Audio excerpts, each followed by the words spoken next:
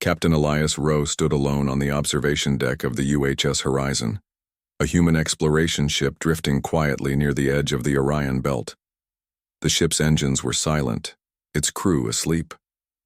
Only the soft hum of the air recyclers filled the room.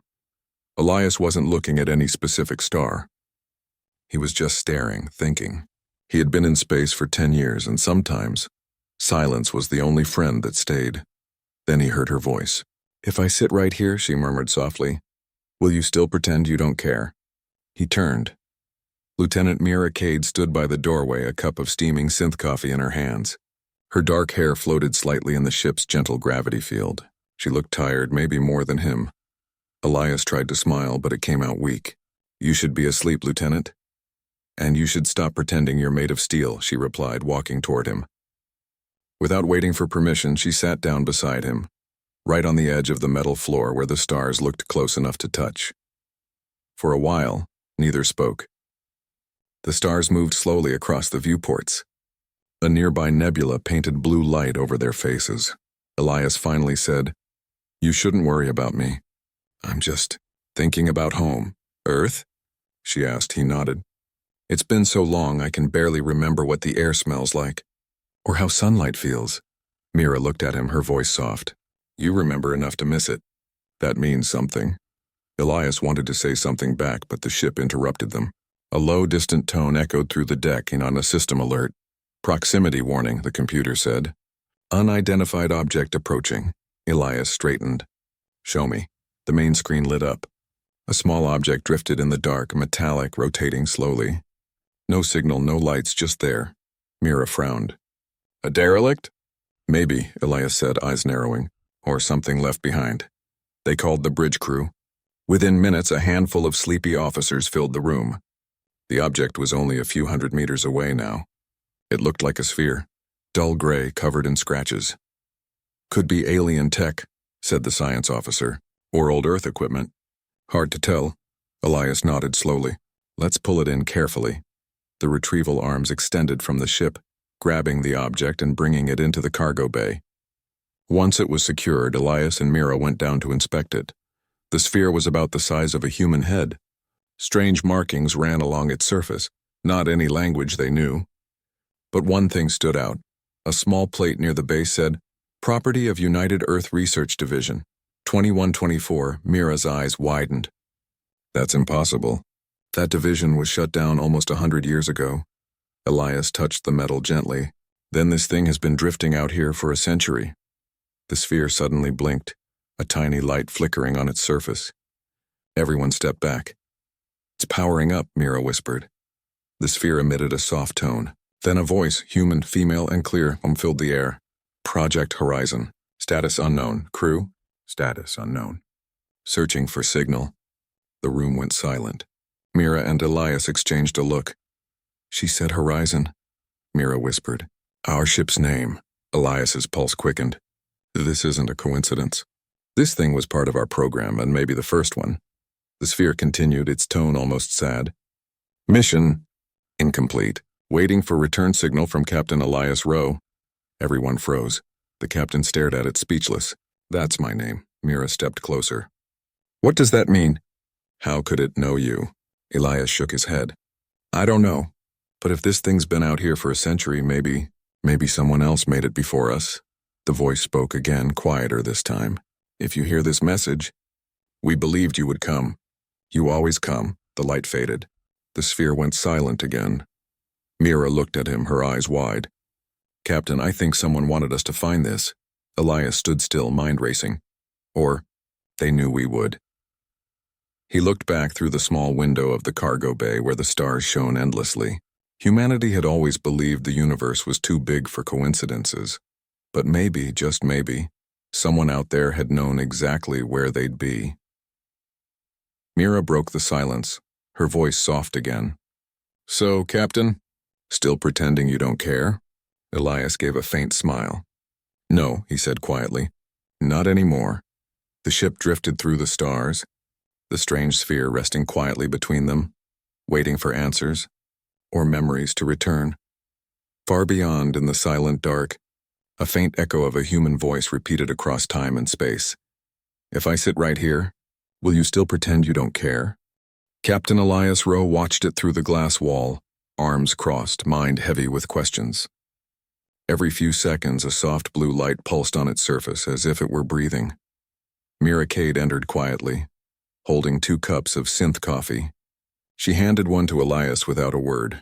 He took it and gave a small nod.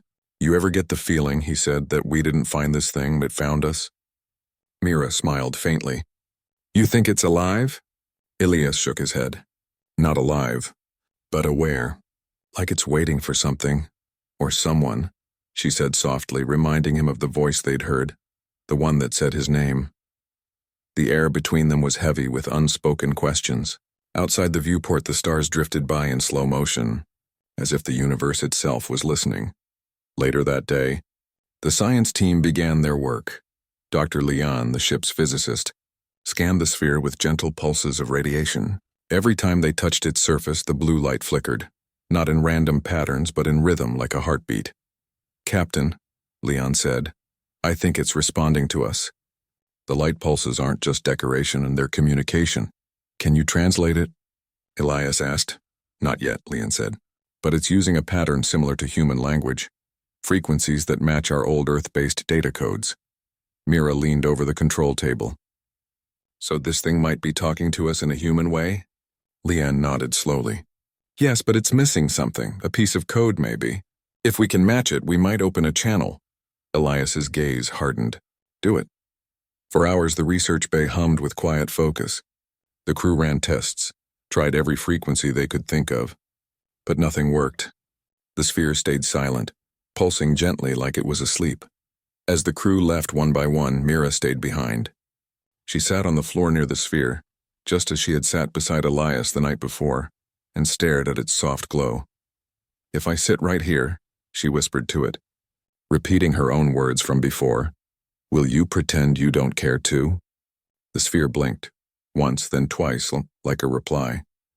Mira gasped softly and leaned closer. You can hear me, can't you? The blue light flickered faster now, forming strange, repeating patterns. Mira's heart raced. She tapped her comlink. Captain, it's responding. Elias rushed in with Leon and the others. The sphere glowed brighter as the crew surrounded it. Then, without warning, the air filled with a gentle hum, like a song. A projection appeared above the sphere, faint at first, then clearer. It showed a woman, middle-aged, kind eyes, wearing an old Earth uniform. The same emblem as the horizons, but faded and cracked with time. She smiled softly. Hello, the hologram said. If you're seeing this, you've come farther than we ever did. The crew froze. No one spoke. The hologram continued, her tone calm and warm. My name is Dr. Mara Rowe. I was the mission leader of Horizon 1.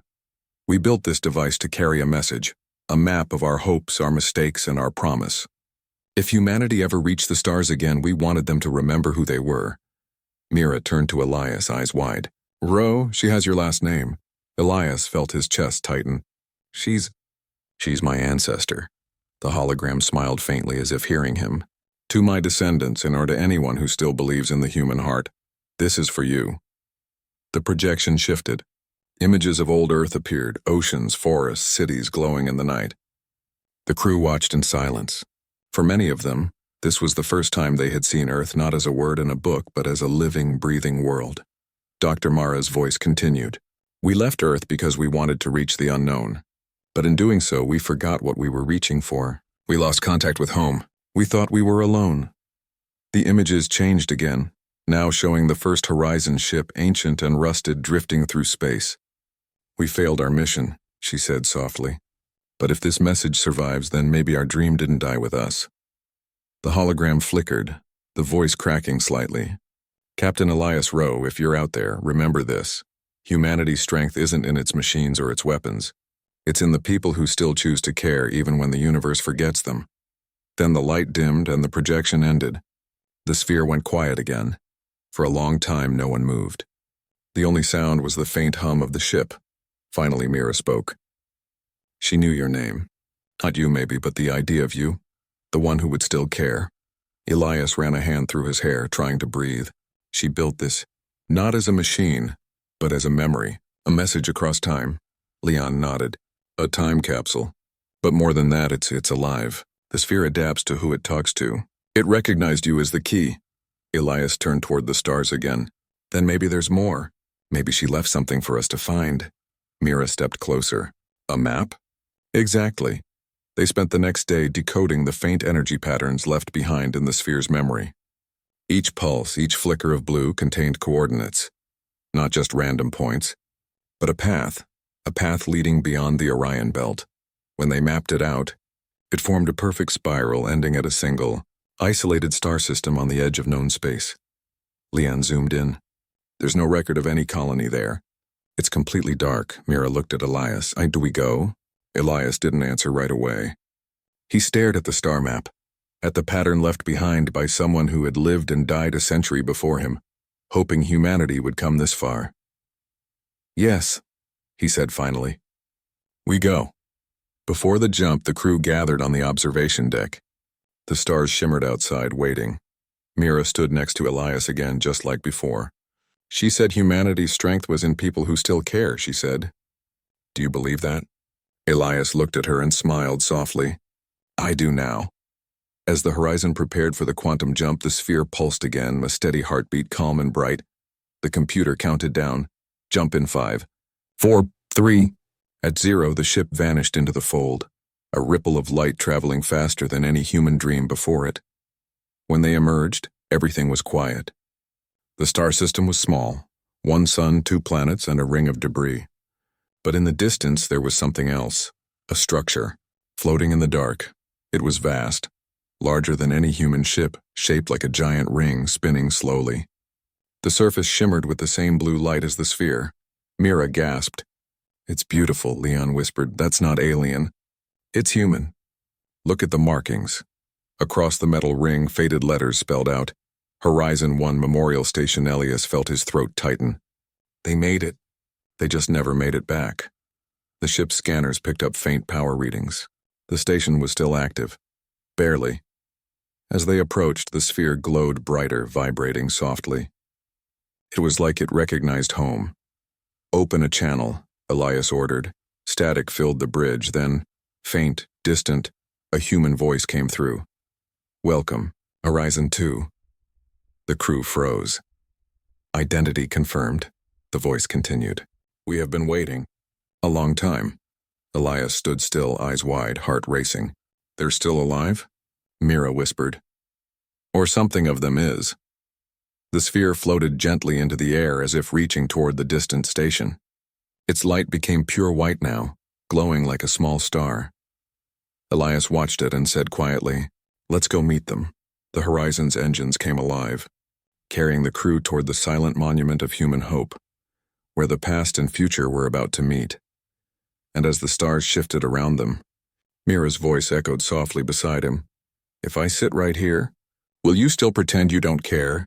Elias smiled, looking out into the endless dark. Not a chance, he said. The stars blinked in quiet approval as the Horizon glided toward destiny. The UHS Horizon drifted slowly toward the shining ring of the old Horizon 1 Memorial Station. No one spoke. Every crew member watched the view from the main screen.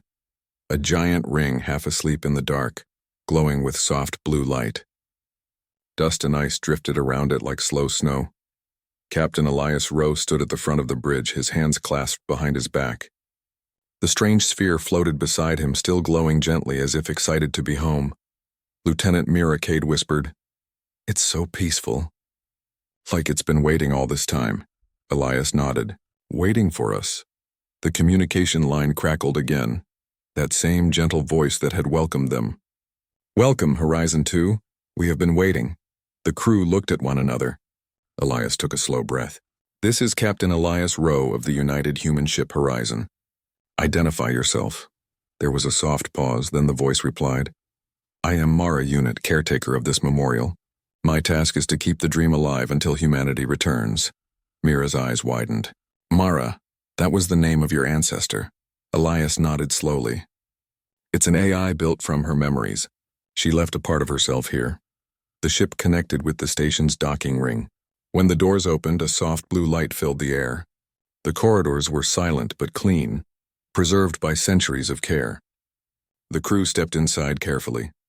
The walls shimmered faintly like they were made of light itself. A small projection appeared ahead of them. A woman's figure, familiar and calm. It was Dr. Mara Rowe, or what was left of her in the station's memory. "Welcome," she said warmly. "You have come far.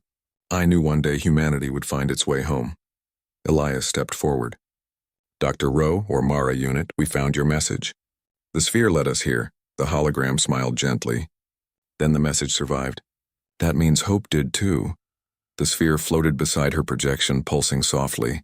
The hologram looked at it, then at Elias. "This sphere was built to find those who still believed. It searched the stars until it found you." Mira spoke quietly. "What is this place really?" The hologram turned and motioned for them to follow. "This is not only a memorial. It is a library of humanity's first dreams." They walked through long, glowing halls filled with light panels. Each panel showed memories and people on Earth laughing, working, exploring. Every step they took brought up new images: children by the ocean, the first space launch, the building of the Horizon 1. Mira touched one of the light panels. It flickered, showing a message. "To those who come after, remember that every star you see is waiting to be understood, not conquered." Mira smiled softly. They were so hopeful. Elias looked around with quiet awe. They didn't build this for themselves. They built it for us, for everyone who would come after. The hologram nodded. "We knew that space could change us. We hoped it would make us kinder." She stopped before a large circular chamber. In the center was a glowing crystal sphere, larger than the one they found, almost alive with light. "This," the hologram said, "is the memory core. It holds the combined thoughts, art, and dreams of the Horizon 1 crew. But it is incomplete. To awaken it fully, it needs a human key, someone who carries our name and spirit." Elias felt his chest tighten. "You mean me?" "Yes," she said softly. "Your family began this journey. You can finish it." The crew watched as Elias stepped toward the core. The smaller sphere floated from his side and connected to the larger one, their lights blending together. A soft hum filled the room and the floor vibrated gently. The hologram smiled. "The system recognizes you." Then the entire room brightened. Walls of light appeared around them, showing images, Earth as it once was, then the first ships, then the endless dark of space filled with human laughter and courage. Mira gasped softly. "It's beautiful." Elias closed his eyes. For a moment he felt warmth, sunlight, ocean wind, the echo of voices long gone. When he opened his eyes again, the hologram was looking directly at him. "Elias Rowe," she said gently.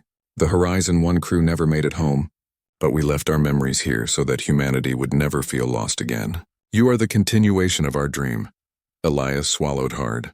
"You gave your lives for this." The hologram smiled sadly. "We gave our hearts." "There's a difference." Mira stepped closer. "Dr. Rowe, what should we do now?" The hologram looked at her kindly. "Continue.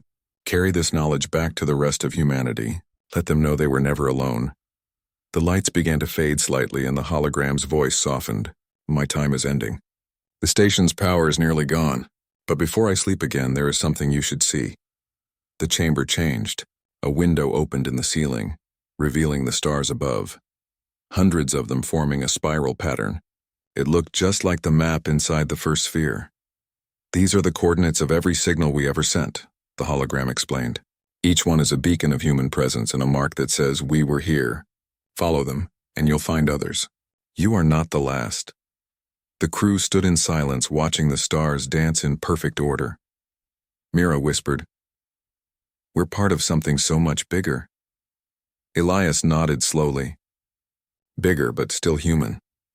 After some time, the hologram flickered again, her image becoming faint. "Captain Rowe," she said, "there is one last thing." A panel opened in the floor, revealing a small object, a data crystal, glowing faintly.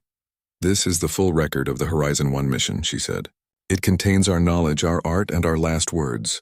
Take it, remember us." Elias picked it up carefully. The crystal was warm in his hand, almost like it was alive. The hologram smiled one last time. "When I built this system, I left a piece of myself inside. If I could speak to my future family, I would say this: don't let the universe make you cold. Keep caring. Always." Her image faded completely, leaving only light and silence. The crew stood quietly, none of them wanting to move. Mira wiped her eyes. She was still trying to take care of us even after 100 years. Elias looked around the chamber.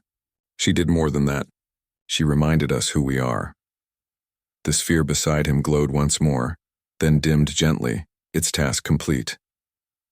They returned to the Horizon ship, carrying the data crystal and memories of the station. As the docking clamps released, the massive ring behind them shone brightly one final time. A goodbye and a blessing. Then it went dark, drifting silently among the stars. Back on the ship, the crew gathered on the observation deck again. The crystal now rested in the center of the table, casting soft light over their faces. Mira smiled faintly. "So what now, Captain?" Elias looked out at the endless field of stars. "Now we go home," he said. "And when we get there, we tell everyone what we found. That humanity isn't just explorers. We're rememberers. We carry each other forward." Mira nodded. "And we care," he smiled at her. "Yes, we care." The stars shimmered outside, quiet witnesses to their promise. As they prepared for the journey back, Mira sat beside him again, just as she had the first night. "If I sit right here," she murmured, "will you still pretend you don't care?" Elias chuckled softly. "No, Lieutenant. Not this time." She leaned against the glass, watching the stars slide past like golden rivers. "Good," she whispered, "because I think that's what your ancestor wanted, for someone to remember that caring is what makes us human." He looked at her, then at the crystal, then out into the deep dark filled with quiet hope. "Then let's make sure the universe never forgets." The horizon turned slowly, engines lighting up with gentle fire. It glided away from the silent station, carrying with it the voice of the past and the dream of tomorrow. And somewhere in the quiet, faint and distant, the memory of Dr. Mara Rowe's voice whispered through the comms, soft as starlight. "If I sit right here, will you still pretend you don't care?" Elias smiled, eyes bright. "No," he said softly into the dark. We never stopped. The ship vanished into the horizon, leaving behind a single trail of blue light, the mark of a species that cared enough to remember.